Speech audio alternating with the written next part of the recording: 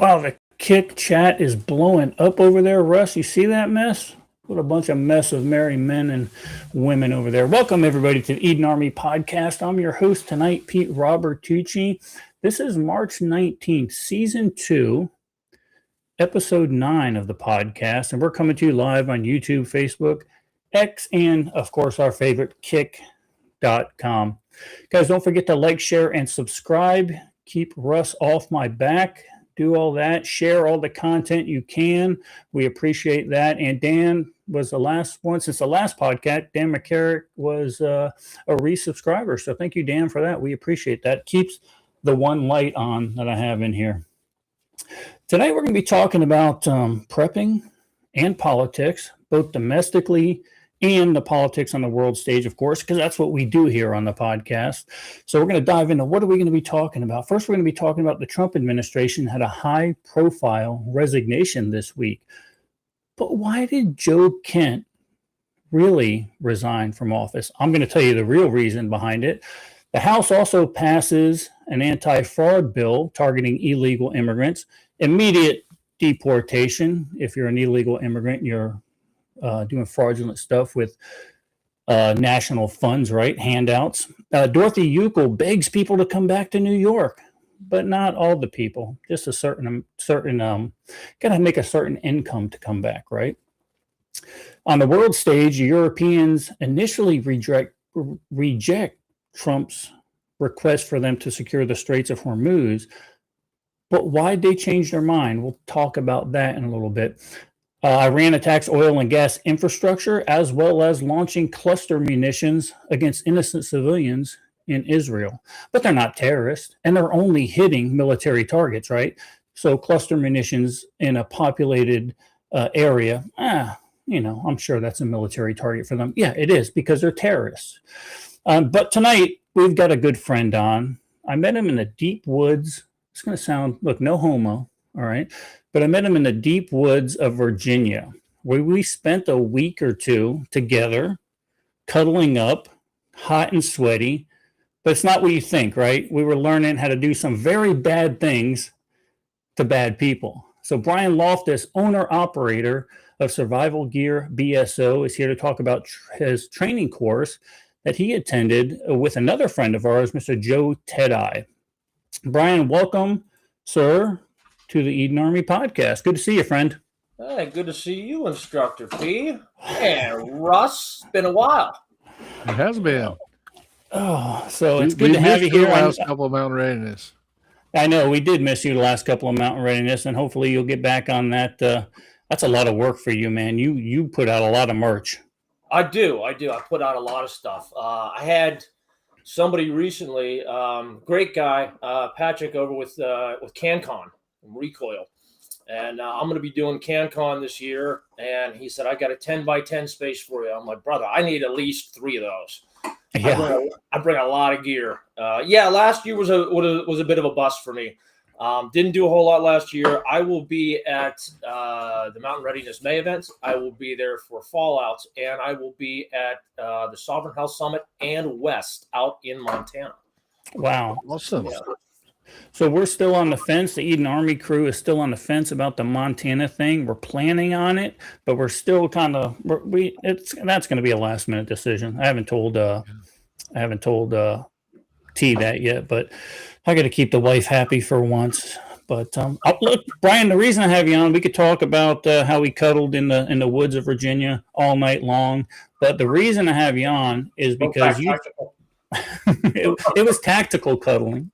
But the reason I got you on is because you took a pretty interesting class with Joe Tedeye, and I really wanted to dive into that a little bit and see what you thought of it, right? What the background of it was, and overall, what you liked about it, maybe even a little bit of what you didn't like, and ultimately how Joe was as an instructor. But first, we know Joe Tedeye from his TV show Dual Survival, where he originally came on scene. But there's a lot more to Joe than people really realize. Brian, why don't you dive into Joe's background and why you think he was qualified to teach the Black Ops experience with you guys? Oh boy, how could he not be qualified to teach it? I can tell you that. This was not my first time training under Joe. Known Joe for a number of years now.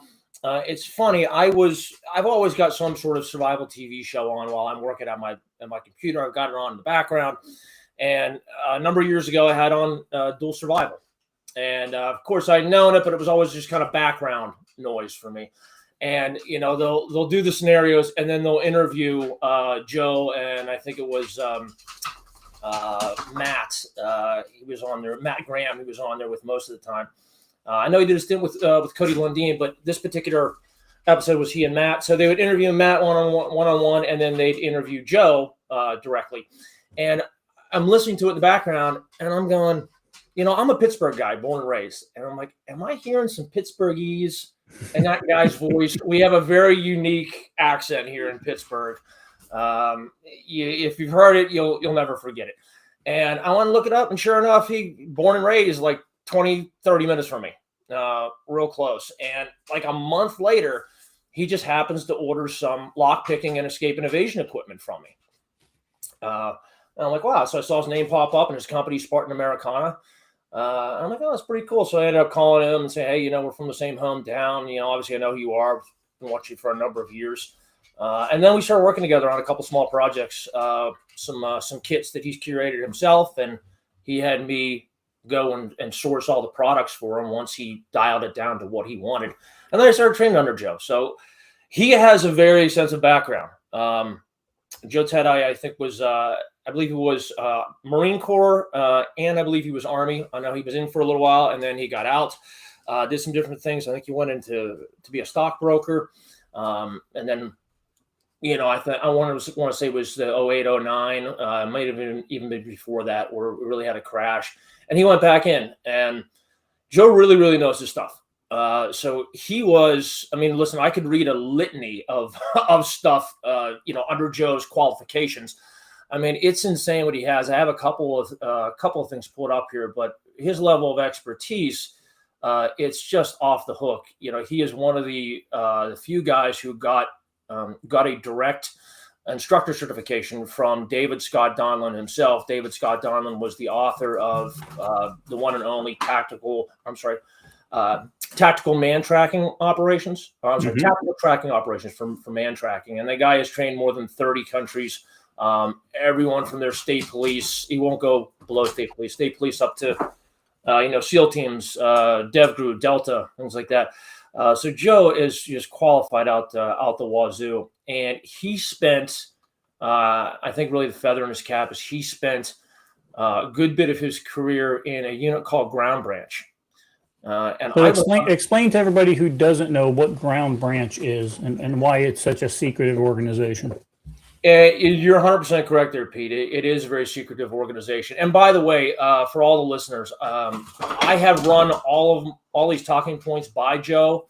We went back and forth. He did a handful of edits, and everything I am saying tonight, I am permitted to say. He told me what I am restricted from saying. So just to let everybody know that that's all been given a thumbs up and the green light by Joe. Yeah, I practically had to sign an NDA when I received all this paperwork here. So explain what Ground Branch is to the best of your ability, and that'll give Joe a little more a little more stature and qualifications for teaching the Black Ops experience. Right. So Ground Branch, basically, they can pull. They're a specific unit, and technically they're not military. They work directly for the agency. They can pull from anywhere in the military. Most of the units they pull from the Rangers, the SEAL teams, including DevGru and Delta. So basically, they find the creme de la creme guys out there.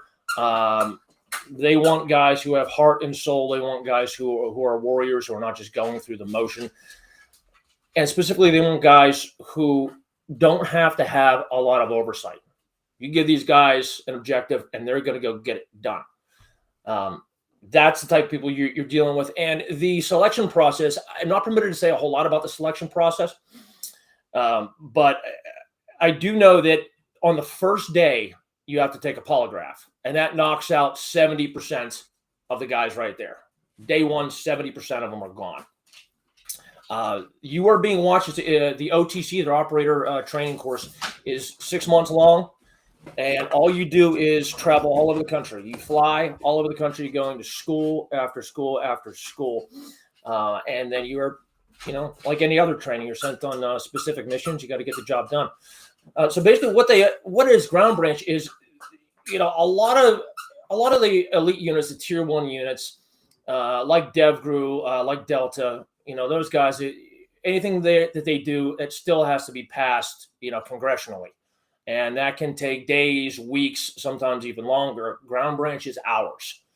They have something called Title 50, where it comes directly from the president. And there's only about 2, maybe 3 people in the entire government who know what these guys do. And it's just that secretive. And there really isn't a lot out there because it's so secretive. There's no such thing as getting your picture taken with a graduating class from Ground Branch. It's just not going to happen. Or if there are pictures, they're not public. That's for sure. Right. Which and that just goes to show, and they're not going to just pull from like tier 1 operators. They're going to pull anywhere they see talent, right? And it's not a big selection process. It's like, no, this guy has talent. I have a gut feeling about him. Bring him into Ground Branch. Let's see if he washes out and doesn't. And I feel like this guy can work on his own and do stuff that is kind of off the radar a little bit, right? They've got their own funding from the government and everything, so they're not limited by some of the congressional bullshit that we're seeing nowadays. That's correct. Yes. Yeah. So pretty cool. So let's talk a little bit. Let's talk about a little bit. I'm gonna pop this screen up here real quick, Russ. Got it. All right. Let's talk a little bit about this Black Ops experience. First of all, so did you know about his this class prior to signing up for it? Was this something you guys worked on together, or he just said, "Look, I'm doing this Black Ops experience, and I want you here"? Oh, I had no hand in this one. No, this was all Joe, and it books up so fast. I've wanted to do this course for the last year, but I had other obligations that were already on the calendar, and it just wasn't going to happen for me. So I was really pumped when I got into this one. With my buddy Will, you guys know Will. We'll go there. So he was down there. Everybody else I was meeting for the first time, I think the cutoff was about, I don't know, 8 or 10 of us. I think it was 8 of us total. There was one thing that I did want to mention there before we dive into the Black Ops about the selection, how difficult it is. The things that I am permitted to say about the selection. There were Joe told me a story. He gave me the thumbs up to tell this one. Just a quick one here. There were 2 guys. They were SEAL team guys, and they were the whole crew, the whole class. What was left, after the polygraph, they were told, "Hey, listen, guys, don't be going out and partying and drinking. Like, we're here for training." Well, they were within 2 weeks of graduating, topping out as Ground Branch operators. And there were 2 SEAL team guys who went out and tied one on the night before. They were down in the lobby on time the following morning, and I guess the lead instructor for the unit came over and was talking with those guys, pulled them aside, shook both their hands, and away they went. The instructor could smell the booze on the breath from the night before. I said, "You guys are within 2 weeks. We told you you're going to be watched 24/7. And you are watched 24/7, no matter where you go or what you do. You are watched for a solid 6 months." Well, with that being said, I mean, they were probably watched going out that night, going out partying, doing whatever they did. And it's, look, when you get into something like that, you're going to have an instructor, whether you see him or not, and he's going to be evaluating you constantly. And that's just the nature of that type of operation, right? It is. It absolutely is. They want guys that they don't have to, as far as parenting, being a helicopter parent, no oversight. They don't need to be watched. They got to make sure that you're out there doing the right thing, whether you're being watched or not. Right. Yeah, it's an integrity issue. Yes, 100%, Russ. It's an integrity issue. Yeah, it's an integrity issue. And I think that's even one of the quotes I'm reading here that we're allowed to say is, "Look, if we can't trust you to do the right thing when everyone's watching, how can we trust you when nobody's watching?" Right? Yep. That's right after the 2 SEAL team guys were let go. There's 4 guys left, Joe being one of them, and that's what the instructor said to them. Those words verbatim. Yeah. That's interesting. So now that book, you said he's a tracking instructor. He's one of the few that's able to do that through Dave Scott's the courses. From what I understand, there's not many people that can do that, right? Correct. Yeah. David Scott Donlan didn't hand out, or DSD as he's commonly referred to. He passed away, I want to say, about 2 or 3 years ago. He gave out very few of those instructor certificates. The guy was pretty hardcore. And Joe is one of the guys he gave them out to. I think Joe was in like the first 10 or 20 he ever gave an instructor cert to. So that's pretty rare. That's very rare. And am I wrong in saying this, Brian? I'm correct me if I'm wrong, but you're one of the few people that are allowed to duplicate that book and resell it. Is that correct? Or am I thinking of a different book? No, you are correct. Actually, I think my company, Survival Gear BSO, I think that we are the only company in the country that has been given the rights by DSD before he passed away to reproduce that book. I contacted David a number of years ago. Didn't know the guy, took a long shot, contacted him. He ended up calling me back, and I said, listen, I've been trying to get a hold of a copy of your book for years now, but man, are they expensive? I mean, a used version I was finding at the time on Amazon for like $220. A brand new version was like $750. He went through the whole long story of it. And he said there's a finite number of books out there in the world. And we talked for a couple of hours. Very, very interesting fellow. And he said, Brian, I believe in what you do. I've been doing survival my entire life, and I'm going to send you a digital copy of this book. And I've kind of got my fingers crossed under the desk, and I'm like, David, do I have your permission to reproduce this book and offer it on my website? And he said, you sure do. So he sent it to me in writing.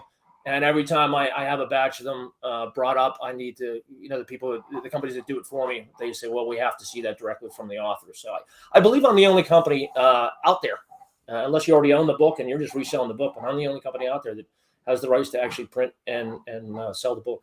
Well, I believe you gifted me a copy of that book, so I appreciate that. So that is, I'm glad it ended up, look, $750, this cat's not spending that kind of money on pretty much anything. That just a lot of money for a book. A lot of money.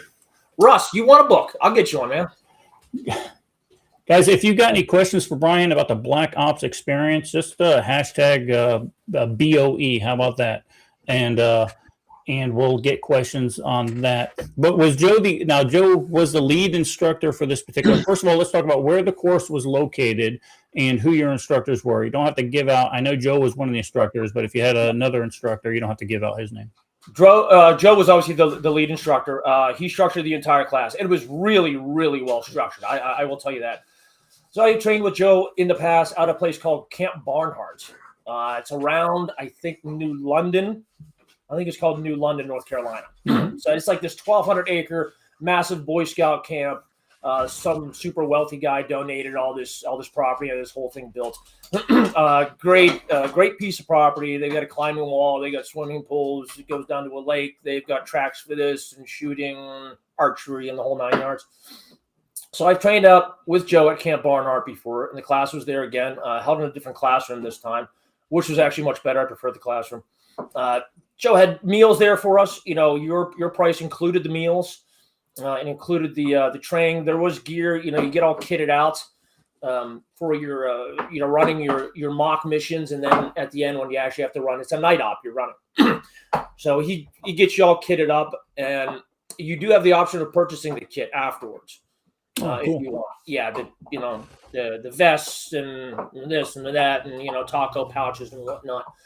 So we weren't using Joe and the assistant instructor. His name is Steve. I can't mention Steve's last name, nor his area of expertise or who he's employed by, but we're not permitted to take any pictures or videos of Steve. He was definitely a very high-end specialist in what he did, and he was the specialist instructor, I would call him. So we had Joe and we had Steve, and when we ran our night ops, there was the only two guys who had live rounds. Everything else we used, Joe has these really high-end airsoft rifles. They look like real ARs. They function like real ARs. They're the same weights. It's solid metal, yada, yada. It's just not live ammunition. So for safety purposes, we were going with the airsoft stuff, but it's as real as you want. Yeah, you know, I had a friend, Jason. He gets all giggly when I mention him on the podcast because he's like that. But Jason is a big airsoft guy. And I didn't really put much emphasis on airsoft. But when you go into force on force, and nowadays it's just too hard now to get those marker rounds that we used to get, right, when we were training. And when you go force on force, absolutely. Some of these airsoft guns, 100% force on force training with, it's going to give you all the same technique. You're right, Brian. Same weight, same length, same everything as a normal AR-15 style rifle. And it really works. So I was kind of, on the fence about that. I'm like, that's just bullshit. But I'm kind of digging it. I thought the same thing. I thought it was BS, and then I got one of them in my own hands, and I was like, "Wow, like this is legit." Picatinny rail and everything. Yeah, it was great. Russ, did you have a question? No, okay. I'm just I was smiling at some of the comments. Yeah, they're going crazy over there. They are, but I'll throw this one up. Mike over there.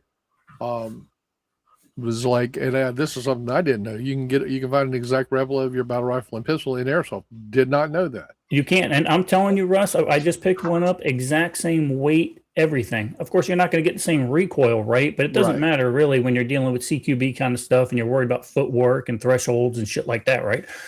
Is the weight of it is more important than just about anything. Being able to move and move, shoot, and communicate. Right. Exactly, right? The principles, right? The principles of fighting.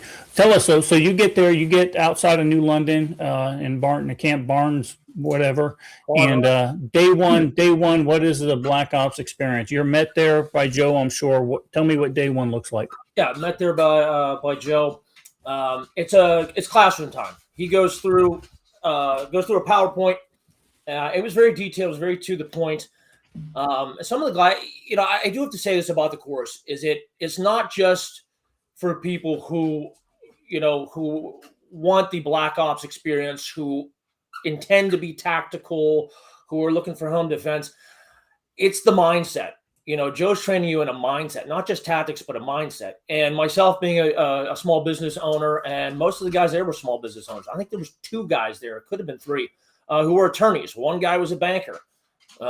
These guys run their own companies, and their procedures and processes and skill sets that you can use, not just in tactics and room clearing and all the sexy stuff.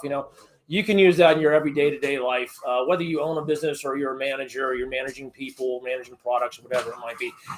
It all correlates. It very well fits together. So this would be something that would good like a corporate outing, even, right? Yeah, absolutely, yeah. And he does corporate outings. Oh, gotcha. Yeah, it's great team building. It's really great team building, and you can take this stuff right into your workspace and use it 100%. Yeah. Okay, so you get some classroom time. Let me just ask you this question. And the next class I take with Joe, I'm gonna take a little clicker and click every time he says the OODA loop thing, because he is this. I've heard him say that friggin' a gazillion times. Oh yeah. But anyway, we're not going to talk about that. So classroom time, you're talking about your PACE planning, right? Your primary, alternate, contingency, and emergency planning. Yeah, we went through, the military, they've got an acronym for everything. They have acronyms for the word acronym. It's nuts. So we went through a ton of... True story. Yeah. We went through a ton of acronyms. Yeah, things like PACE planning, your primary, alternate, contingency, emergency, which, as we know in the self-reliance industry, it's just a must-have. You have to be trained in that. We did, once we got finished doing our op, Joe said right away we're going to go into AAR. That's the after action report. That's immediately following your mission. Before you even take your kit off or do anything else, you get water and you go right into your AAR. And you're going to go over things like your infill execution, your movement to the target, your action on the objective, your exfil process. How did that go? What went well? What didn't go so well? What did you completely screw up? What can you do to make it better? So that stuff's all fresh in your mind. It should have been. It didn't happen with our class. We'll get on that that story a little bit. I saw Will actually posted something. He said, I saw tell the that. story about the kid on the trail. And I can't let this run too long because this was really good. And Joe gave me the thumbs up to do this one. Okay, we'll talk about that. Now, is this course like built up kind of like Tomer's course, where you build up to a final mission, right? Yeah. You train for the most part. Sound like mostly classroom training, and then he puts you into the mission.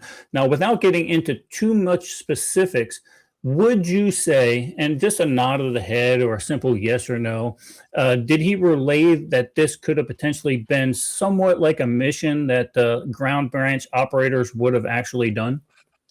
It was very similar to a mission that they had done in the past. Very similar aspects.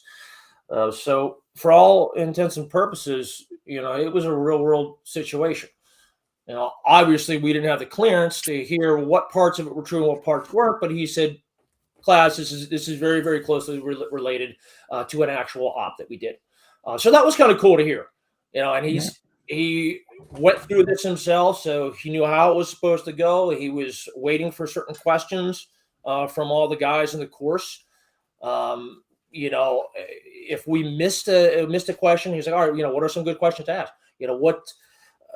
What kind of loom do you have with the moon? We were supposed to have 85% loom, and we didn't. The cloud coverage came in and it screwed us. We had almost zero loom, and we weren't using NVGs. We weren't using FLIR. We were not using white lights. We all had a little red chem light. You only saw about an inch of it on our backs because the rest of it was taped off so we could see the guy in front of us. But it was dark, man. It was pitch black. And he said, guys, this is a real world scenario. This stuff happens. So you can't call the mission off. You just got to learn to deal with it. Right. Adapt and overcome, right? Which goes into that planning process. This is what I like about these kind of classes is you actually go into a planning process prior. So you get the whole gambit. You get to see how these guys trained for the operation. Is the building a mock-up that they've actually saw in satellite footage, for instance? What's your how you come in, how you egress out? This is all pre-planned prior to the mission, which is kind of awesome to me. And I love going to classes like this, right? Yeah, it was. It was all a build-up, just like Tomer's classes. You're building up to an end game, an end mission. Sorry, my dog is very anxious to get his face on the camera here. We love dogs. Oh yeah, not this one. Is Frodo still psycho? He's not as bad. He does have the problems. He hasn't eaten any parts of the security system on the house anytime recently, so the police haven't been called. That's a positive. That's always a positive. Yeah, it is. So, I tell you what, let's do this real quick because we've been going about a half hour. Let's run that promo, and then we're going to get back with Brian Loftus with Survival Gear BSO. We're going to talk about the Black Ops experience with Joe Ted-Eye. But right after this, we're going to pay the bills, guys. Self-sufficient living is a sham. I know, just hear me out. Self-sufficiency means having the ability to meet all of your own needs. Every single last one. Fire, water, food, shelter, security, keep up on maintenance, medical, the list goes on and on. Not happening. My family literally lived off-grid for the first 15 years of my life. Cooking on campfires, living in tents, hauling water. That wasn't even the hard part. Day in, day out, the same thing. The same grind over and over and over again. It was monotonous. And that's what finally brings us to the truth. You can't do it all. I hear it all the time. I've got 1 million freedom seeds and chickens. I can outlast the apocalypse. All right, but do you grow all the food for those chickens? Do you hatch them? Do you raise them? Do you keep them safe? Do you process them? Then start the cycle all over again? And if we're talking security, have you ever heard how loud chickens are? Or farm animals in general?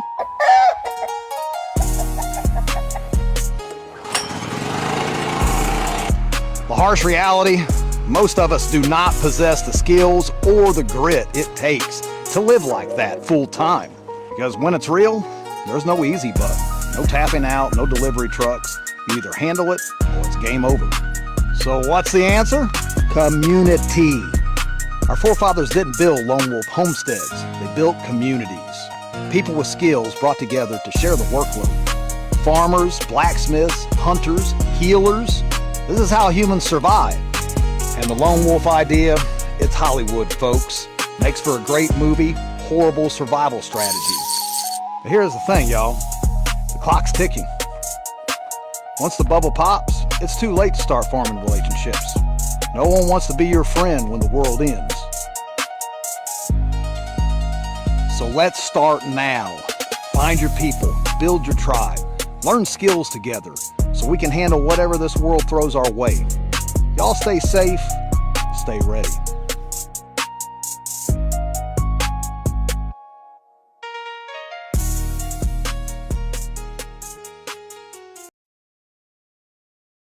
We say, "Oh, Pete, I can't go to North Carolina." All right. T's a mover and shaker. Let's go to Montana then. "Oh, I can't make Montana." All right. All right. Let's go to Texas then. Look, the man's a mover and shaker. He's getting it done. He's bringing the training and the people together. You can meet these people, formulate your own tribe, and make it happen. We'll be at Mountain Readiness, probably 2 of them this year, God willing, and we'll definitely be building our tribe. So, T, thank you for making that video. He didn't know I was going to steal that off the internet and put it on there, but come see us guys at Mountain Readiness. All right, Brian, sorry to interrupt you, brother. No. Hey, anything for T, man. I love his events. I don't know if you noticed, but other people in the industry are now following what T's been doing. You know, T was the first guy to really bring in the homesteaders, the survivalists, the bushcrafters, and the tactical people all under one roof, so to speak, even though the event's outside. Now people are starting to follow suit because his events are just growing so fast, and they're a hell of a time. If you haven't gone to one, you better come. You should come. And just put aside all the free classes you get during the day. The real entertainment and where you really learn is around the campfires at night. So that's just that's a whole. But of course, Patrick wouldn't know that because he was passed out for day 2 of the last Mountain Readiness. So yeah, 18 hours gone. Okay, so Brian, you're preparing for this mission, right? It's the build up, right? So tell me the process of preparing for this mission and what Joe's got to tell you.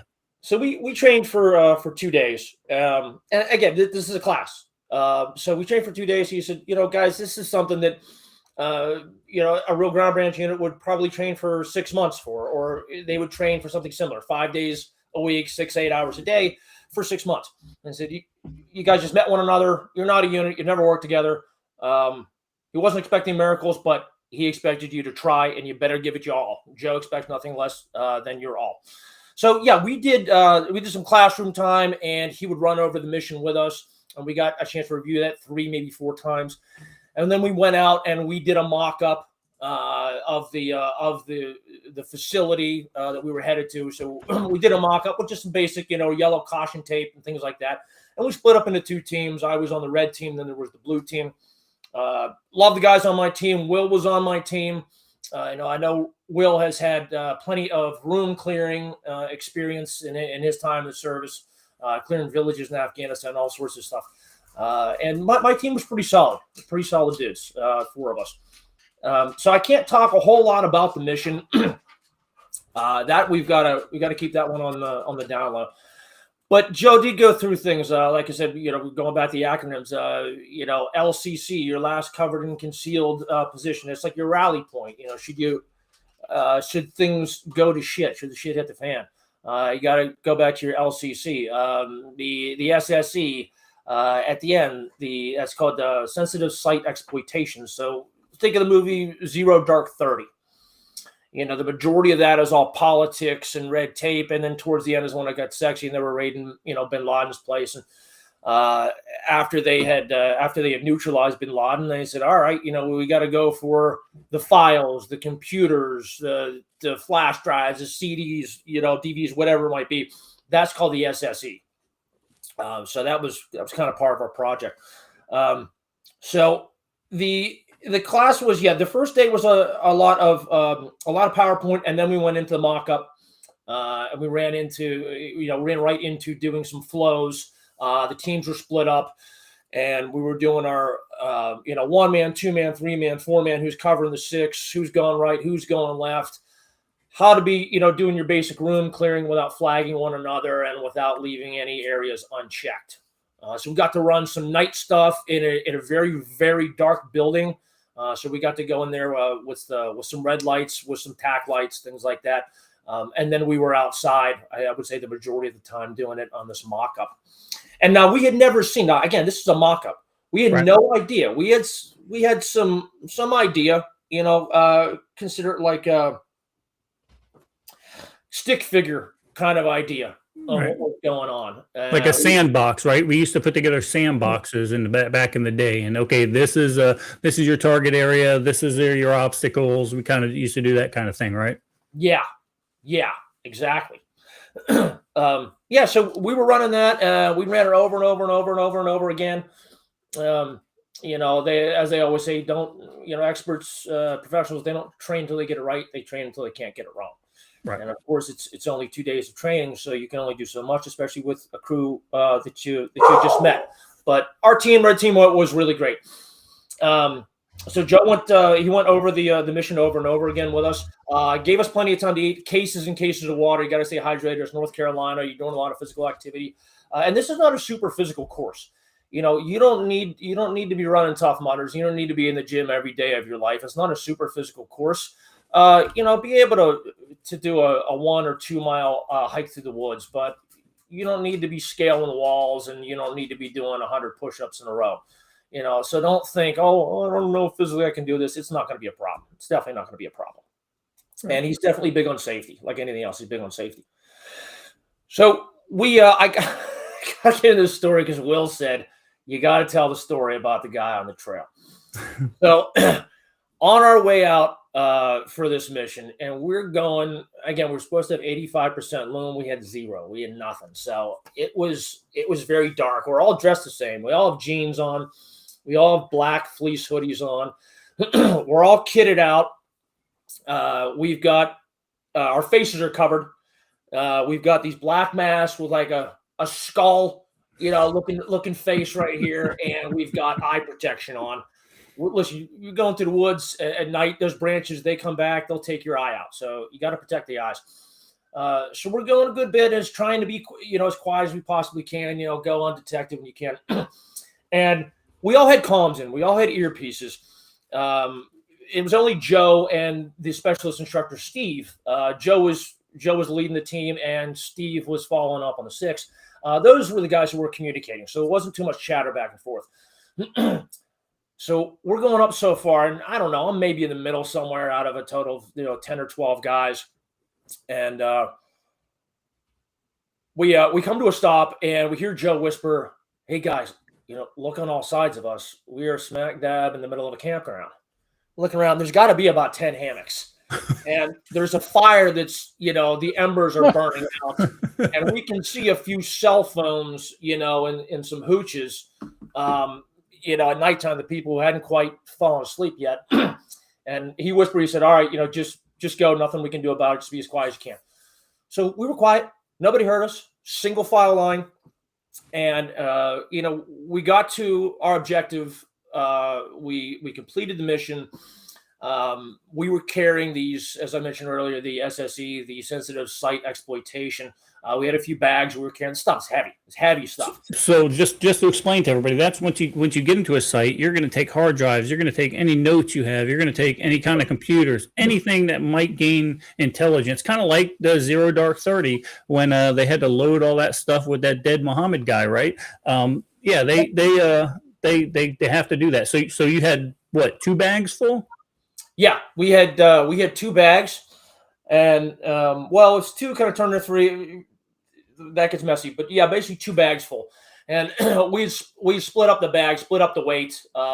We were just looking to get in and get out. You only have so much time, and it had happened so fast that everything ended up in one bag, and then we got, I don't know, 3/4 of a mile or a mile or something on our exfil, and we're like, where the hell's this other bag, and why haven't we split this shit up? Because it was like 60 pounds, 70 pounds in his bag, and trying to haul this stuff to the woods, it was brutal. So finally we split the stuff up, and we're carrying it. And, these guys, every time we'd stop every so often and take a breather for about 60 seconds, 90 seconds maybe. It's like, okay, my shoulders are killing me, my arms are killing me. You got to take this from me, take this for a little bit, and you're constantly rotating. So we're coming back through, And we come up where the campers were. And I happen to be just the order of which I ended up in. I was directly behind Joe, and Joe's leading us. And we're walking on this trail, and we see this camper. This guy's got his headlamp on, and he's got the red light on. At least he doesn't have the white light on. And Joe holds everybody up. And this guy's maybe about 30 yards in front of us. And we were just being as still as can be. And he's walking across the trail. And he got across the trail, and he must have felt like, I feel like somebody's looking at me. And there's like, 10 or 12 of us looking at him. And we see his red headlamp turn towards us. And then he flicks it white. And he sees all these guys just kitted out and skull masked on. Everybody's carrying what appeared to be real rifles, real ARs. And we're carrying bags.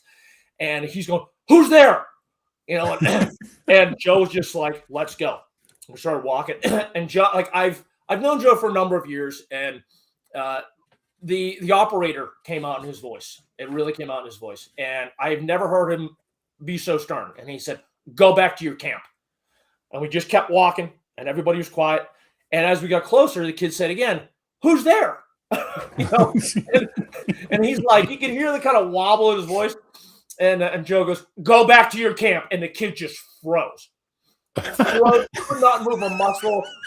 I guarantee you, he soiled his own plaid flannel pajama pants that night.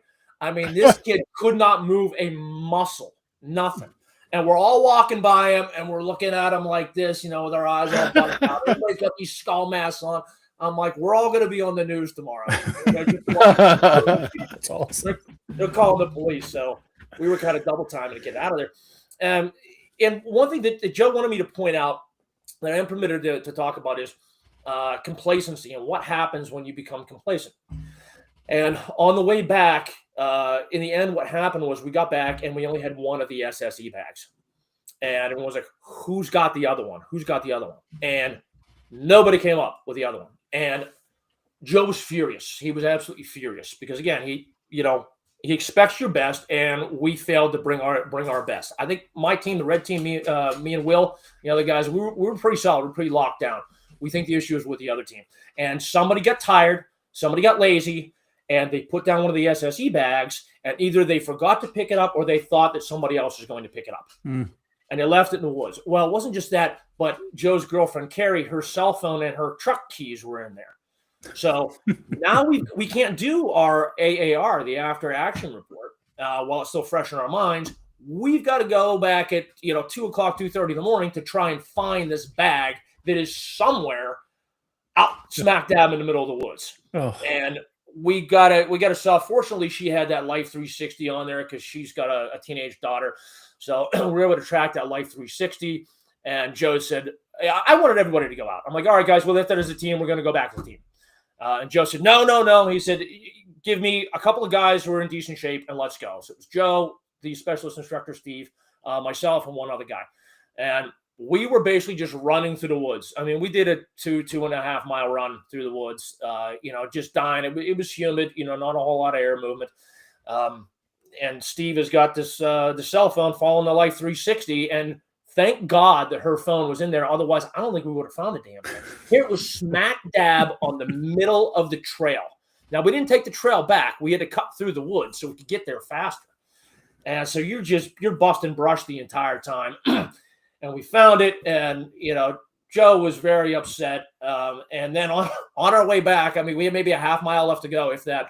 And then all the clouds moved, and the full moon came out. And Joe finally got his wish. I just wanted to do this mission with 85% loom tonight. We didn't have it the entire time. We're out here, effing around. And now the moon comes out. So at least we got a little bit of a laugh out of that. It was like some comic relief. But yeah. That's funny.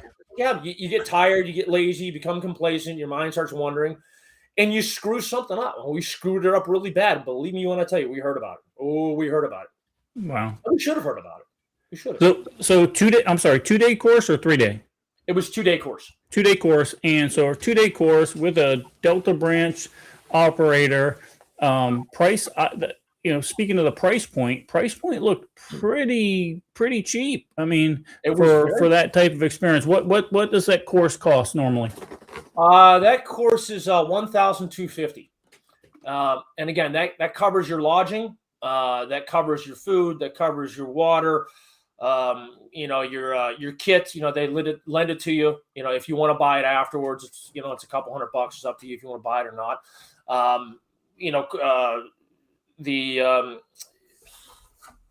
I want to say I keep wanting to go to overheads because whenever I was a kid, we had overheads. Cool. We didn't have PowerPoint. That's the term. We didn't have PowerPoint. Who's the PowerPoint? So he does send that to you. You get some great pictures.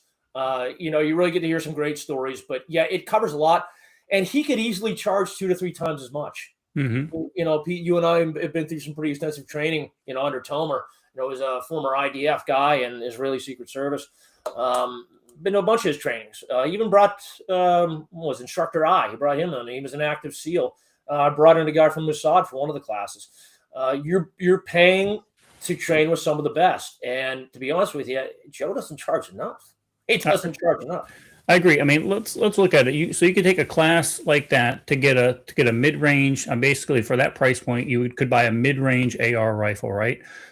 But you're not going to learn to use it. You're not going to learn to tactics. And Joe's going into more than just tactics. He's going into planning. He's going into actually doing the operation. So that price point that's ridiculous. And I'm glad he offers it for that, because hell, I might even come off my flat wallet and take one of those damn classes.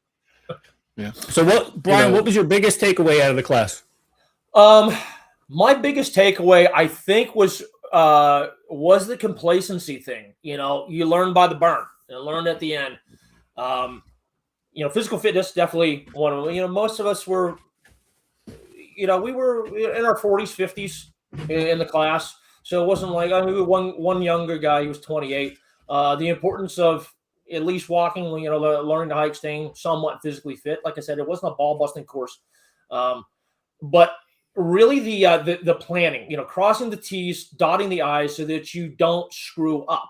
There isn't the complacency. Well, the complacency factor is always there, but you train and train and train and train and train, and you try to cover everything, all aspects of it. Again, what was the report as far as the moon? We were supposed to have 85% loom on the moon. Well, what kind of environment are we going into? What type of year? What season is it? Is it fall? Because if it's fall, you're going to make more noise coming through the woods because you've got dry, dead leaves that are sitting on the ground versus going through on the spring. Also, if you're dealing with a spring, you have to deal with bugs. If wintertime, you really got a problem. You got tracks. You got to go in unseen, unheard, and you got to come out the exact same way.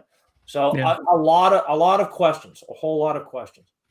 Okay, so would you take the class again?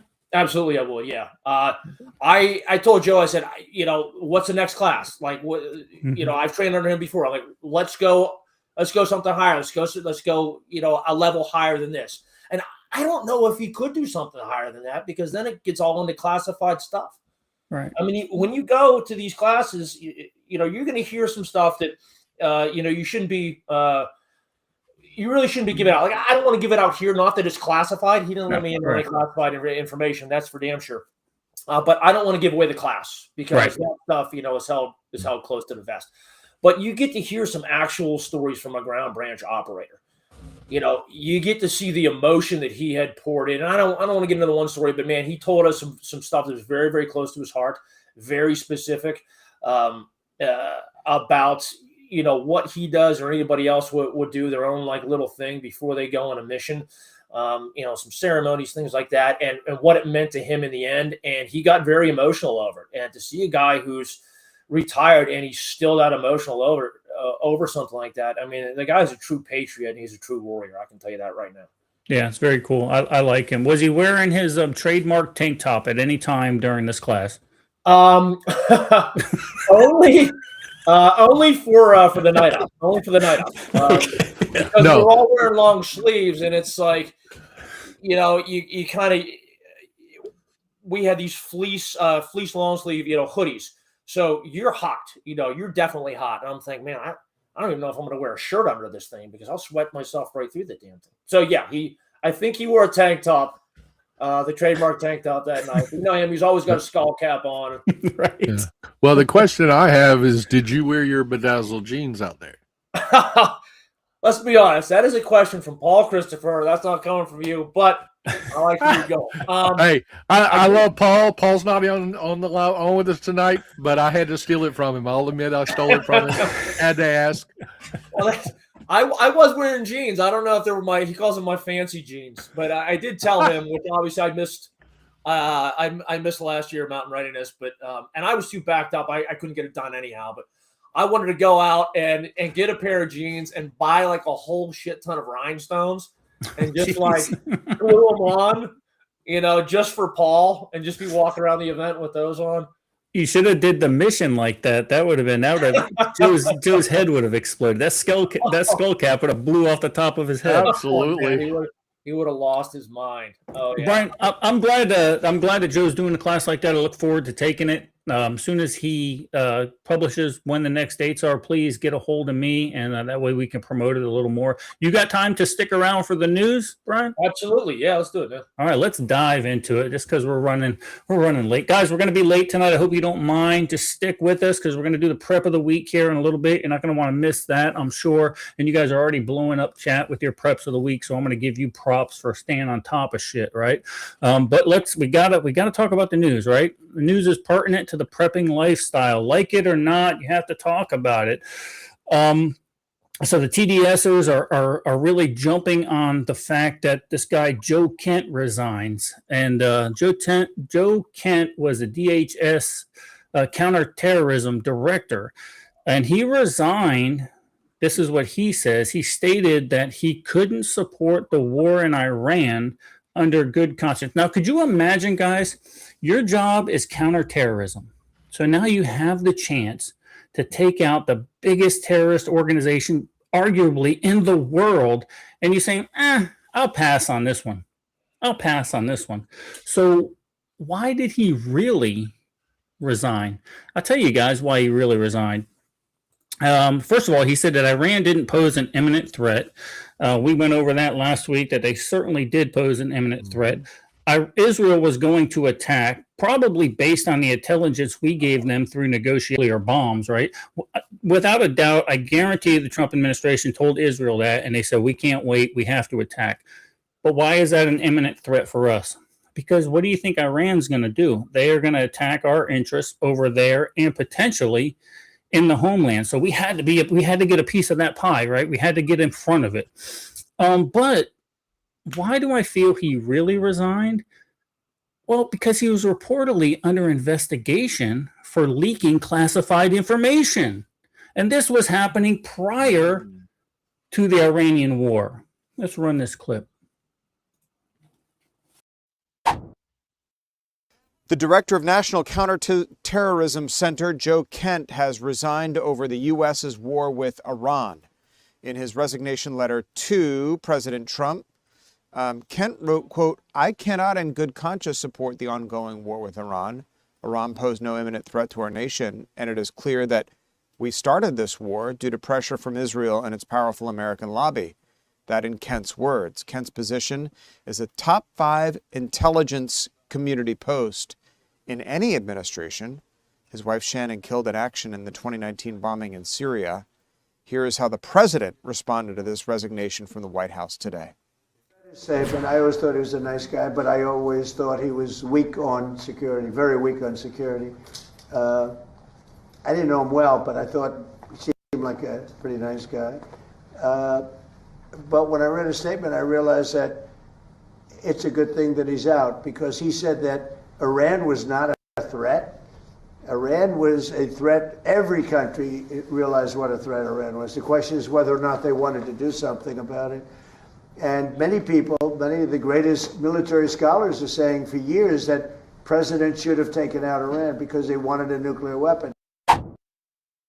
So leading up to the bombing of Iran, this guy, Kent, was left out of all these sensitive meetings leading up, because they considered him a leaker. They knew that he would leak information either to the press or to who knows else. That'll all come out in the investigation, I'm sure. But that's the real reason that this, in my opinion, why this guy left the administration. Now, I know that everybody wants to spin it and put a black eye on the administration, but you you got to have a little bit of operational security, like Brian just learned, right? You got to be able to keep your mouth shut. So, let's Well, see, I'm looking and at you know, what was I going to go with this? You know, I've watched where Iran has been hitting this week, and they're hitting everywhere. We have Americans in the Middle East, Iraq, Kuwait, you name it. And that's what they're aiming at. That's an imminent threat to an American. And could you imagine if we didn't have the posture in the region to be able to defend not only our allies but our own troops? We had to join Israel in this. I mean, look, it's good for the world. I don't care what anybody says. Like, nobody wants a war, but I certainly am glad we have a war with a wartime president. I can promise you that. So, Amen to that. Yeah. I mean, Iran could have very well been the catalyst that would have kicked off nuclear war.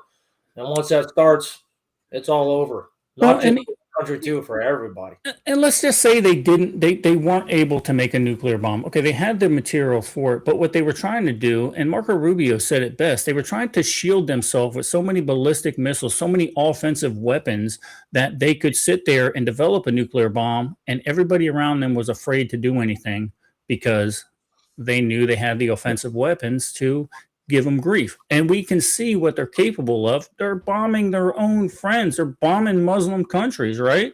They don't give a shit. Qatar's had enough of them. They're like, what are you people doing right now?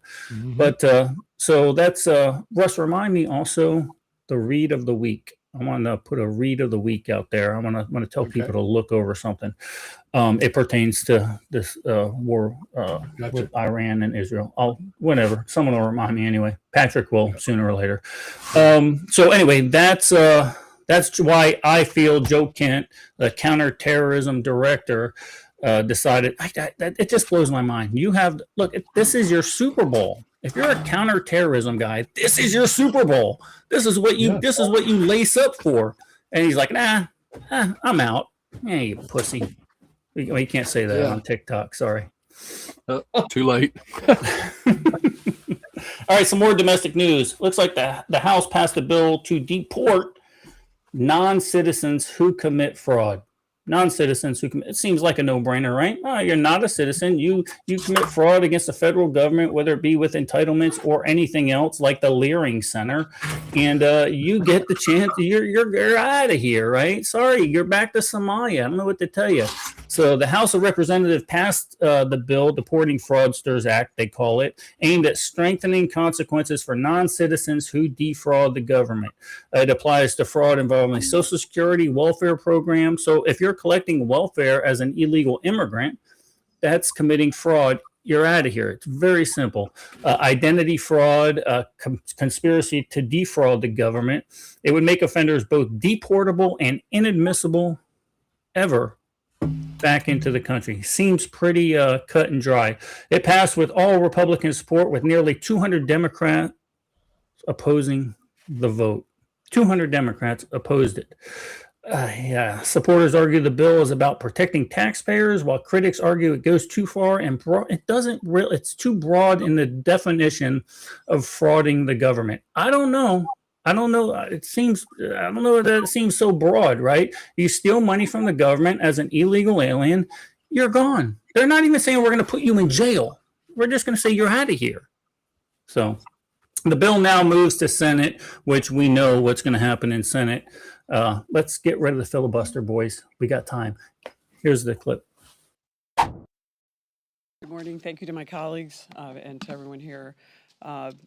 This is an important piece of legislation. I want to thank everyone here who's supporting it and highlighting it.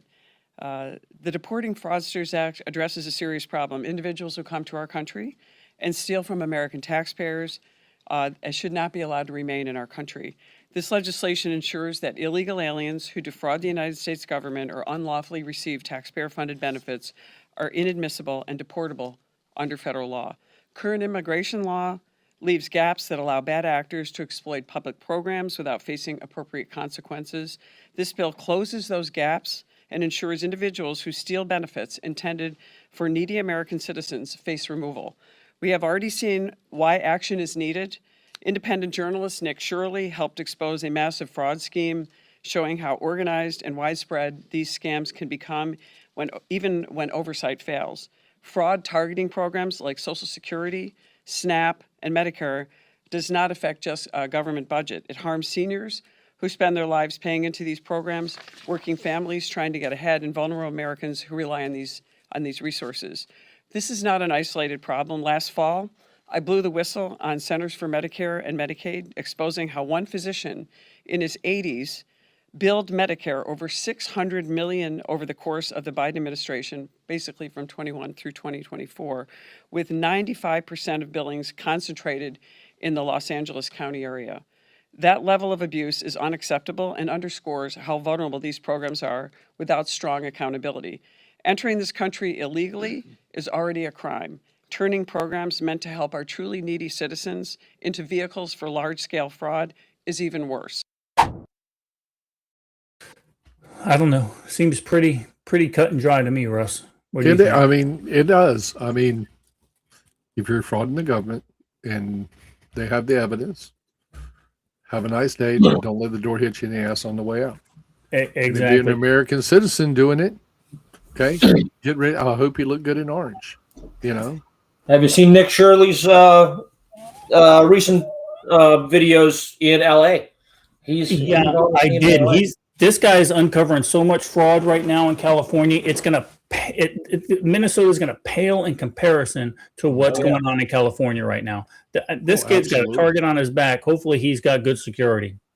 If not, I know a guy. Patrick, I did see this. Patrick's referencing a sit down with the Prime Minister of Japan, I think, and one of the fake news people says, "Did you notify Japan about the attack on Iran?" And he stopped. This guy deadpanned. He stopped. He goes, "Well, no." He goes, "And Japan didn't notify us about Pearl Harbor either." I don't, he needs a little couth, but I appreciate where he's coming from. Look, you're not going to tell the entire world what's going on, right? You can't. That's how you get soldiers killed. Exactly. Look at Somalia. Exactly. You know, when freaking CNN and them were on the beach waiting for the forces to land. It's ridiculous. It's called operational security. Yep. Speaking of stupid people, New York's governor, Dorothy Uckel, begs millionaires to come back. But she doesn't want a lot of people coming back. She just wants high net worth people. Because why? They're fleeing New York due to high taxes and overly generous social programs that they have to pay for. Here's the video. I need people who are high net worth to support the generous social programs that we want to have in our state. Right? Now, there are some patriotic millionaires who stepped up. Okay, cut me the checks. I mean, just if you want to be supportive, but maybe the first step should be go down to Palm Beach and see who you can bring back home, because our tax base has been eroded. She flat out said it. We're spending too much on social programs and we're going broke because of it. And what happened, and she's trying to tax that top 1% to 3% of New York citizens that actually did something with their lives, right? And they're like, no, I'm out of here. It's not worth it. Some of the social programs, guys, that New Yorkers pay for: transgender and non-binary well and equity fund, 15 plus million a year. LGBTQ affirming senior housing project, 20 plus million a year. Trans equity programs, 7 million a year. Oh, but American LGBTQ plus museum, $12.5 million a year. This is what floored me. Homeless and street outreach, $368 million a year.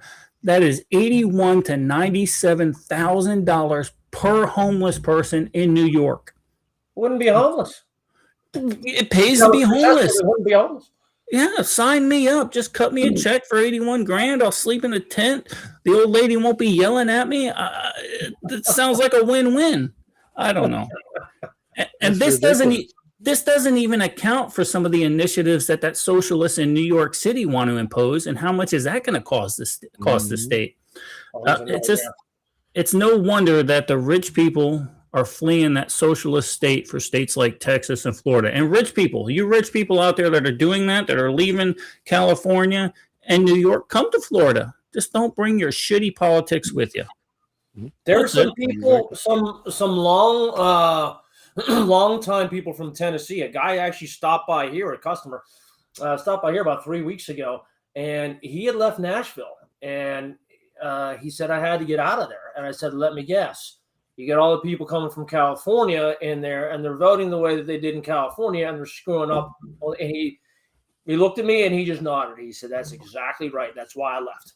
He was there for like 30 some years or something. And he had to live an hour from me or something. Yeah. Up in northeastern Montana or northwestern Montana, Missoula, unfortunately, up near where we're going to be for Mountain Readiness West, a lot of people from California moved in, and they're trying to bring their politics.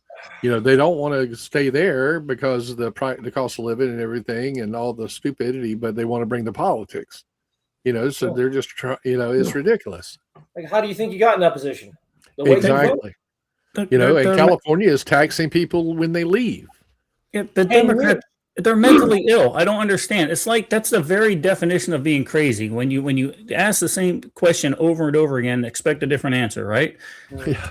I don't quite understand that, but I don't know. That's the state of our affairs right now. So that's what's been going on here in the States. Donald Trump asked the European and Asian countries to pony up a little bit to secure the Straits of Hormuz, right? Because I'll tell you why he asked them that, and you tell me what you think about it. This is what they said earlier in the week. They've since changed their mind as of today. European leaders are maintaining their resistance to assist in clearing the Strait of Hormuz, despite repeated calls from Donald Trump. The US president has called on the UK, China, France and other nations to send vessels to the international shipping route, which has been blocked by Iran. Speaking this morning at a press conference, he believes those nations who rely on the passage more heavily and have a responsibility in assisting. They have been literally obliterated. The Air Force is gone, the Navy is gone, and we're hammering their capacity to threaten commercial shipping in the Strait of Hormuz with more than 30 mine-laying ships destroyed. We strongly encourage other nations whose economies depend on the Strait far more than ours. So we want them to come and help us with the Strait. But those called upon don't seem to want to enter a war that they haven't started, insisting they couldn't do more than the Americans are already doing. What does the world expect? What does Donald Trump expect from, let's say, a handful or two handfuls of European frigates in the Strait of Hormuz that the powerful American Navy cannot accomplish there alone? We will not be drawn into the wider war. We will keep working towards a swift resolution. Again, that has since changed. Japan is on board now, and at least in spirit so far, and as well as the UK and Japan. And to put this in just from a principle standpoint, now I understand we have obstructed passage through the Straits of Hormuz, but the U.S. receives only 2.5% of its energy through that strait. We only get 2.5. So who is this affecting? Right? This is affecting the Europeans and most importantly, the Asian countries, China, Japan, Taiwan, things like that. So pony up. Look, I know we started this thing, but we should be fat and happy because we only get 2.5% of our LNG and oil exports through the Straits. I think we'll live, right? So I wonder why all of a sudden they said, look, we don't want to get the guy from France. He surrendered before he was even asked the questions. Imagine that. He surrendered. He threw up the white flag, threw his gun down and said, we're out. But what if we would have said the same thing when Russia invaded Ukraine? What if we said, look, we're not giving you any missiles, we're not giving you any help, we're not giving you any training, we're not doing this? No, they'd have been up in arms, right? They'd have been they were freaking out, right? As soon as Donald Trump got back in office, says, oh yeah, we'll help Ukraine, but Ukraine's going to have to pay for it. Or NATO is going to have to pay for it. Well, and we talked about this several times. We spent a lot of money for NATO. And okay, it's time to pony up. If not, we'll pull our money out, and then y'all can survive on your own, and we'll see how that works. Yep. Sandwich, this is a great question. We're going to address that in the next segment here real quick, but I do have an answer for that. And a lot of people aren't going to like it, but I will give you the answer of why our gas prices are up high, even though we only import 2.5% of our fuel resources from through the Straits of Hormuz. But we're going to talk about that right after this, because this completely ties into it. Iran attacks oil and gas infrastructure throughout the Middle East. We talked about that earlier. They say we're only hitting military targets. And I could say, yes, that is a military target for the most part, right? You need fuel for your ships and stuff like that. But Iran says now oil and gas infrastructure are legitimate military targets based on the latest attack by Israel on its Pars natural gas field, which sits right in the middle of the Persian Gulf. Flat in the middle. But here's my argument with that. They were attacking that before Israel attacked that field. Israel attacked that field late last night, early today. Qatar has something to say. The EU, what is it? The United Arab Emirates. Yeah, they've been getting their shit attacked every day.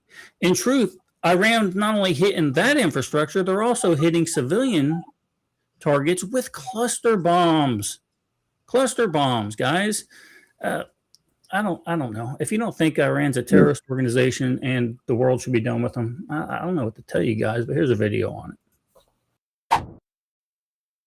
Iran has launched a new wave of attacks targeting natural gas facilities as well as at least one oil refinery in the Gulf Arab states. Now, this is coming after Israel launched an assault on Iran's South Pars natural gas field.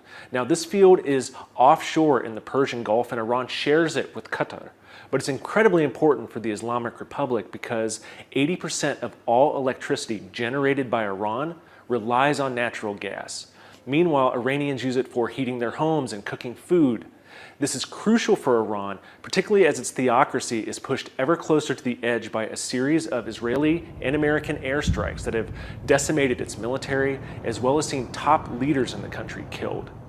That's why Iran has retaliated with these attacks on the oil infrastructure, on the natural gas infrastructure.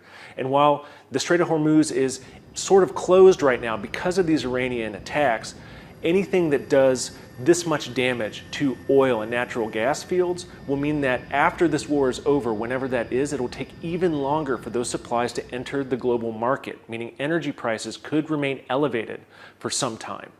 And right now, the Gulf Arab states are weighing what to do. We heard from Saudi's foreign minister overnight who said that any trust that had with Iran was gone now. Contrary, this pressure will backfire. We don't know if that means that the Gulf Arabs are going to allow the Americans to potentially use their military bases to launch attacks on Iran, or if that could mean the Gulf Arab states engage in combat directly with the Islamic Republic. But all signs point to further escalation in this war that so far shows no signs of stopping.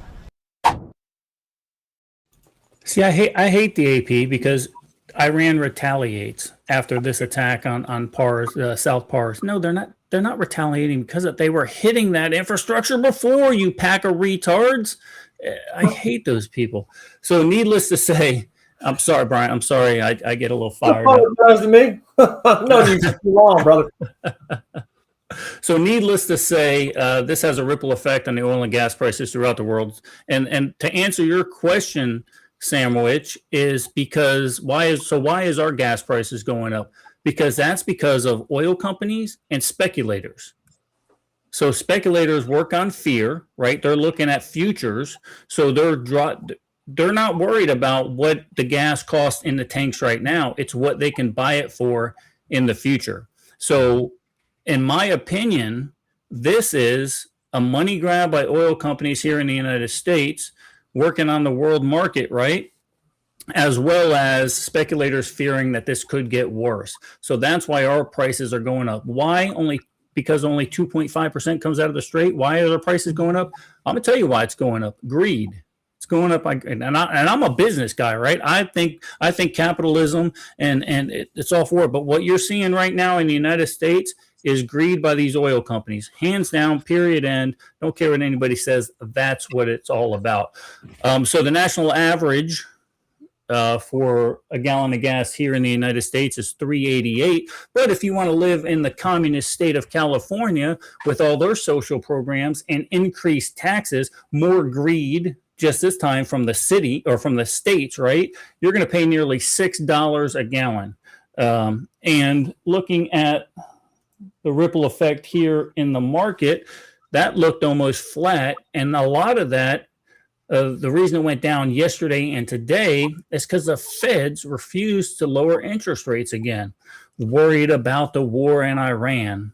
Speculation, right? So now you're losing money in your 401k, not because of the war, but because of the freaking speculators. Mm-hmm. And as far as crude oil prices, it looks like that actually went down today on the futures market. So I think with those other countries coming into the game and saying we are now going to start to provide security for some of these tankers, these speculators backed off a little bit.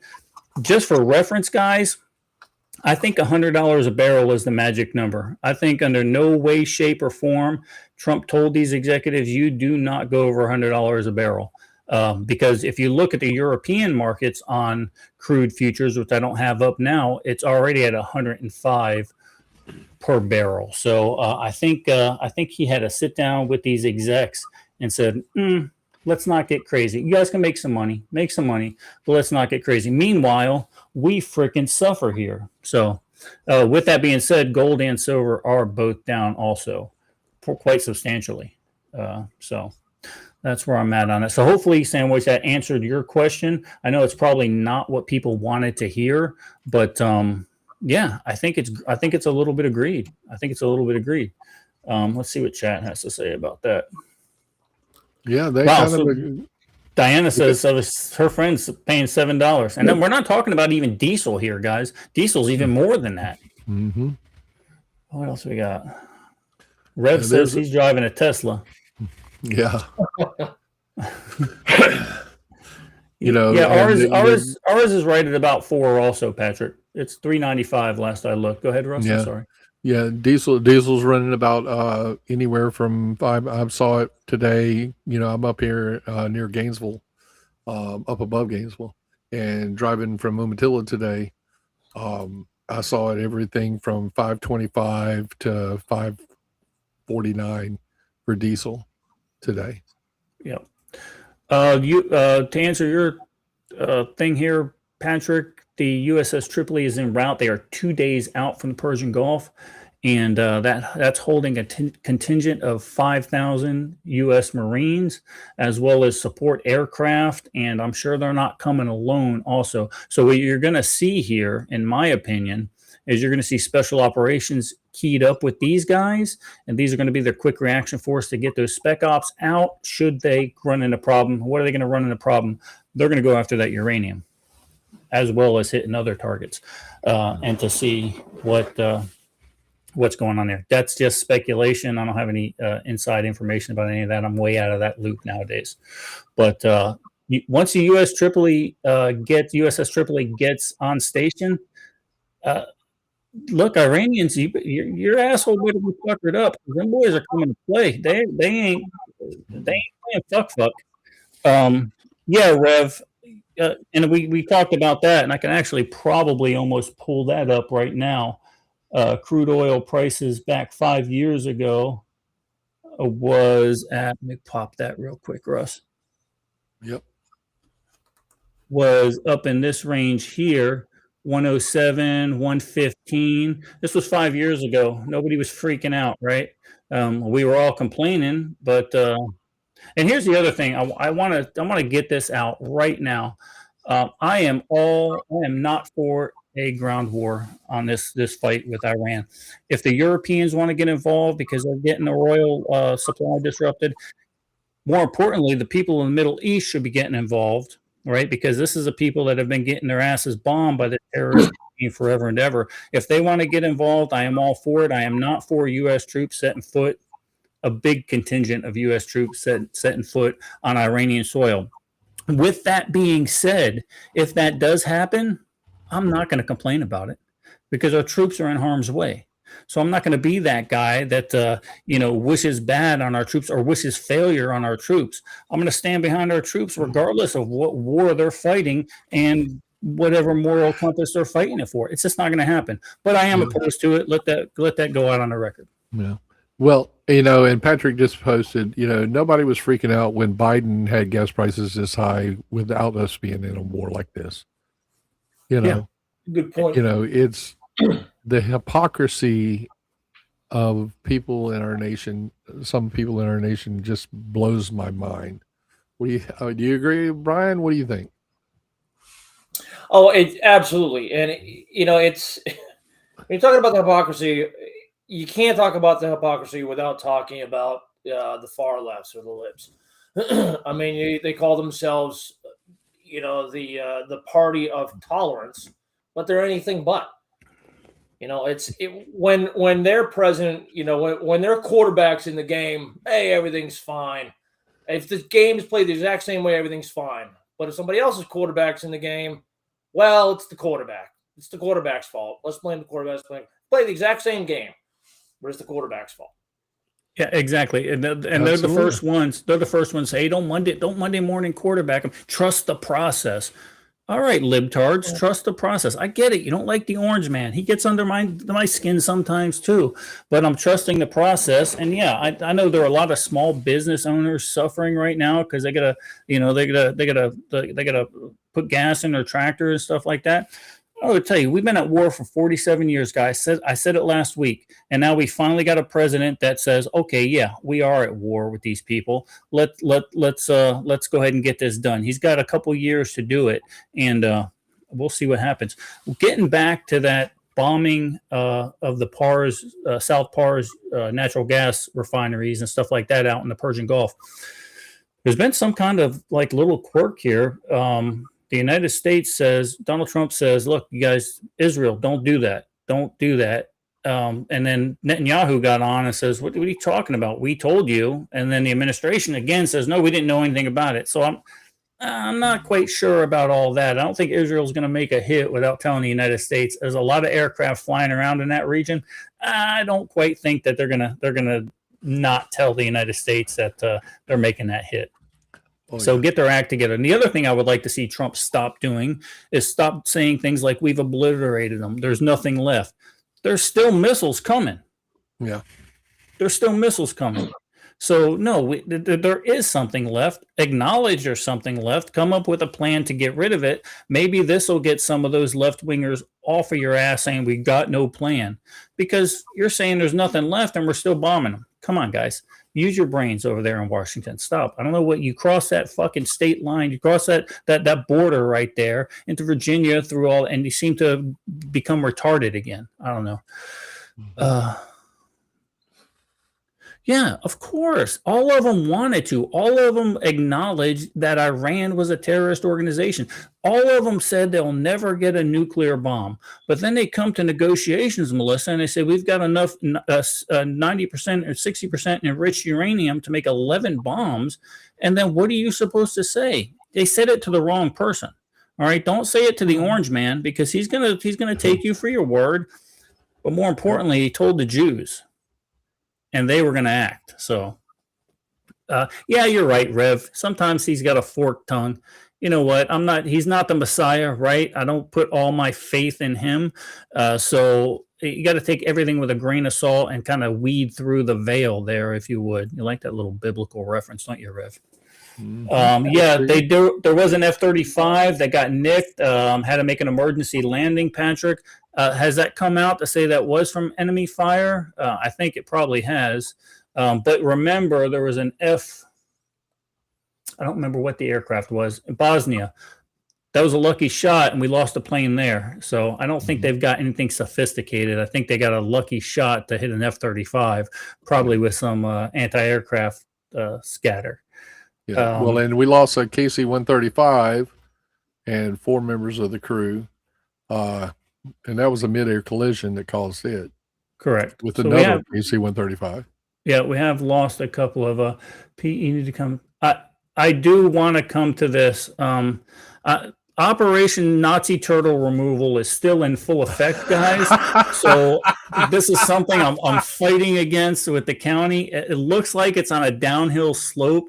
Unfortunately, if I don't get this slab poured prior to mountain readiness, I'm gonna have to not even go to that, because if I leave, there's gonna be another invasion of turtles in my construction area. So I've got to sit there, prepped and ready and do something about these things. So anyway, I would love to, if I get the slab poured, maybe I'll jump in a rolling coffin and I'll spend a day or two with you guys. I would love to. Russ tells me it's a good time. Russ is there now, from what I understand. No, I'm headed there. You're heading up there. Okay. Yep. After I'm up here, Newberry area. Everybody knows Griffin Tracy, and Griffin's finally going to make an honest woman out of Tracy on Saturday. I saw him, her, and Joey today. They came by the campground here, and they're excited, nervous, as most people when they get married are. But I think it's going to be a great thing for them, and we'll have a good time. Me and Teresa and Joey will be representing the tribe and the Angry Nation at the party, and he says he's got a bottle of Woodford, so I'm good. Oh yeah, you'll be good for a good half hour then if he's got a full bottle. At least. Anyway. Yeah, Tom. Well, it's not the slab. It's the turtle. It's the Nazi turtle invasion. Anyway, we're working on it. We're gonna. I would love to sandwich, but there's this thing. Apparently, they're endangered. I don't know how they're endangered. Maybe I have all of them in the state of Florida in my fucking yard. I don't know. No kidding. But no they're kidding, there. man. Even the biologist said she's never seen anything like this. I go, yeah, no shit. So I'm trying to tell you. It's probably because Melissa's. Or here's Russ's theory. Okay, Russ's theory. Melissa feeds the turkeys and the deer. Mm-hmm. The tortoises also eat that type of stuff. So they know there's free food around. I 100% approve of blaming Melissa for all of this. No, I'm not blaming Melissa. I will never blame Melissa for anything. Because I know where my role is. So, Russ, you have to blame her so that Pete doesn't have to blame her. Pete can just agree with you. Exactly. Well, in that case, I will throw myself under the bus. Yes, Melissa's proxy blame. Russ said it. I didn't say it, baby. I know you had nothing to do with it, but Russ. Oh, now he's going to throw me under the bus. But hey, guys, we're getting close to it. I got 12 preps of the week. Get them in last call.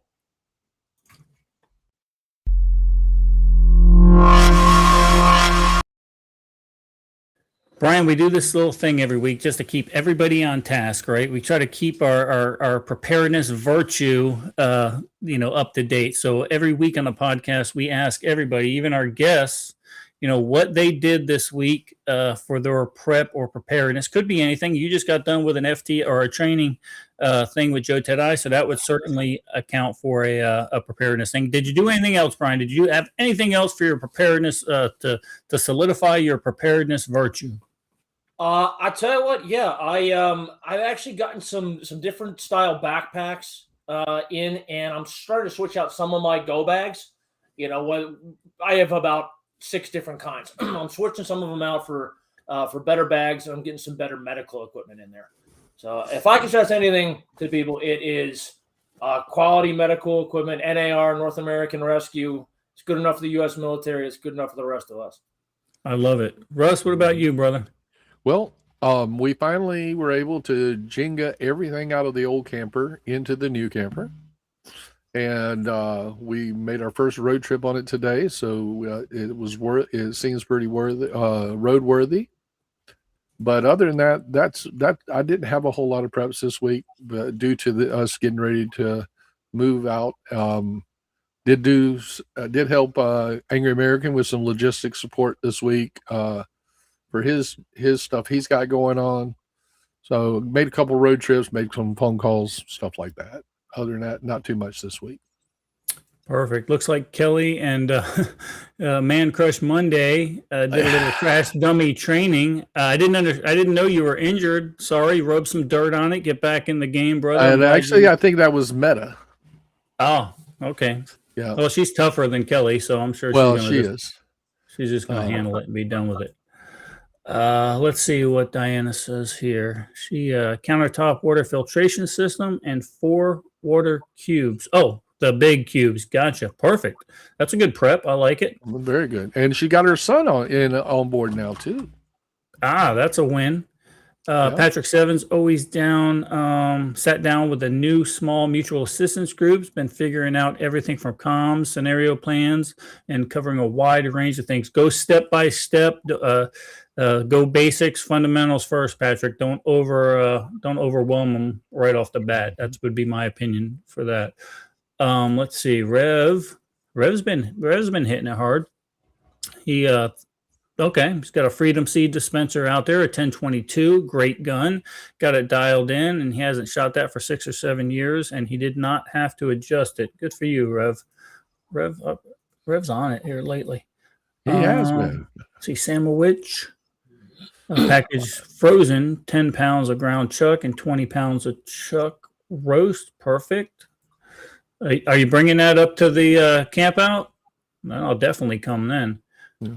Well, and I tell you, Charlie and Roy and Julie have really put a lot of work into this little event that they have going on. If you go to their Facebook page and go to the events, you can see the classes and stuff that they're working on, and there'll be community meals and that sort of stuff. It's going to be a good time. So if you're in the area, stop by. CPNCP event, end of March, guys. Make it happen. Susie Q says she's working in the garden, repaired some fences and some trellises, getting beds ready for planting. Excellent. She's a gardener of the group there. I like that. Who's Skidmore buying drones for my private Air Force? Skidmore's a great way to do some reconnaissance. It is a really good way to do. Russ, what was that you just posted, brother? Brian, what is that? Me. And it kind of goes right behind with what Skidmore was saying here. Check that out. You might want to pop that up. I actually just got that not 60 seconds ago from Joe Town. I got it. Speaking of the devil. Man, this is cool. I've never seen anything like it. I mean, you can just, not like it's a video, YouTube video or anything like that, but it's a little intro on this home page. It's Jetson. It's like your own personal aircraft. Speaking of drone. I'm in on that. Sandy Davis posted it over in chat, guys. The Jetson.com, and it's up here on your screen now. So go check that out. Check it out for your private Air Force, Skidmore. Sandy Davis cut some plywood to cover her downstairs windows. Perfect. That is a prep. Mama Teresa, skills required to set up a new camera. Setting up a fifth wheel compared to a normal travel trailer is a bit different. And I'm going to give a shout out to Roy and Julie. I had him on 6-string standby today, just in case I had some major issues. So, Sandy's looking for a couple extra acres also. Meta says, yep, couple broken ribs. And Tom Bryce, two-time Tom, bought some Freedom Seeds. What are you, running out of money? You only got 3,000 rounds, Tom? Certainly you would have got a pallet. I know, right? Hey, you could be like Alan Kay. When I trained under him a year and a half ago, he said, I don't measure my Freedom Seeds in rounds. I said, I measure them in quarts. Sorry, guys. I think I went over the allotted time limit for kick. Apparently it's an hour and a half, but we're back now. Yep, we're back. We are back.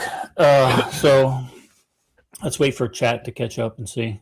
Yep. Make sure everyone's Chat, back. are you still there? If you're still there, give us a shout out. Kick chat should still be there. He should be. Someone speak up in chat. But Tom did say he's got a pallet of shotgun shells. I told him to make sure he brings his shotgun and stuff up to Wisconsin. Well, and doing the planning for the trip over to Montana, the first night that I have kind of tentatively planned is at a sporting clays range. Yeah. That has so that'd be kind of cool. I got to call Tom tomorrow. So there we go. We just found something new. Apparently, after an hour and a half, you have to reset. Kick doesn't want you streaming. Well, Kick's got a lot of weird stuff on it, so they probably just don't want still cameras set up next to swimming pools and shit for 24 hours a day. Yeah. Cool. All right, my prep of the week, guys. I am Nazi turtles are definitely on the agenda, but we're getting ready for an FTX this weekend. One of the reasons I had to miss the midget's wedding. It's been scheduled it's the second wedding, first of all, I've missed this month. The first one was completely by accident. But we're getting ready for an FTX. It's going to be a little more in-depth. This is your bug-out bag. You're going to hike with it. You're going to live out of it for 2 days, pull in patrols and watch throughout the night. So you're going to have to you're going to see how you function after very little sleep. So that's going to be our prep of the week. I want to know how many Freedom Seed dispensers that are left unattended. What do you mean? During your little FTX, because if you're not used, gotcha. No, I know what you're talking about. If you're not used to it, we shall see. And we've got a plan for all that to keep that. Anyway, there is a plan. So Jason, very cool. Oh yeah, I'll be on it, Russ. Jason will have a ball with that one. Brian, we do this little thing at the end of the show, brother. We appreciate you being here. Looks like Brian. What we do is I'm going to leave you, Brian, with some parting words for the crew. Go ahead. Oh, parting words. Way to put me on the spot. Hey, as far as I do want to reiterate what I had said earlier on about the type of training under Spartan Americana with Joe Ted-I, the training I talked about this evening. It's not just for somebody or anybody's who want to be tactical. If you have a business mindset, if you own a business, if you manage people for a business, excellent training to go to. A lot of practical application.